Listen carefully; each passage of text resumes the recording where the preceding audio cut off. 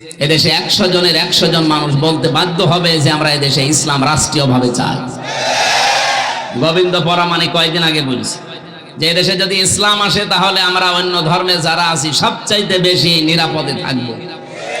একটা হিন্দু যদি এই কথা বলে তাহলে আমরা মুসলমান, দাদা তো আর এমনি ডক্টর ইউনূসকে দেখে হাত জোড় করে না যে বাবা আপনি আমার বাবা। ওরা গরুকে তাই মা বলে ডাকে, আর ইউনূসকে তো বাবা বলে ডাকবে, কারণ ইউনূস যে খেলা দেখিয়েছে। সত্যিই যদি এখন চীন এবং তুরস্ক, পাকিস্তান এই কেন্দ্রিক, সৌদি আরব, ইন্ডিয়া, রাশিয়া এই কেন্দ্রিক বাদ দিয়ে যদি এই কেন্দ্রিক দেশে ব্যবসা বাণিজ্য আরম্ভ হয় না, আমার মনে হয় দাদা স্টক করে পটল তুলবে। যে উদ্যোগগুলো হাতে নিয়েছে একটু দৃশ্যমান হোক, দেশের প্লট পাল্টিয়ে যাবে ইনশাআল্লাহ। আর এর সাথে যদি সামনে কোরআনে কারীম যুক্ত হয়, সোনায় সোহাগা হয়ে যাবে।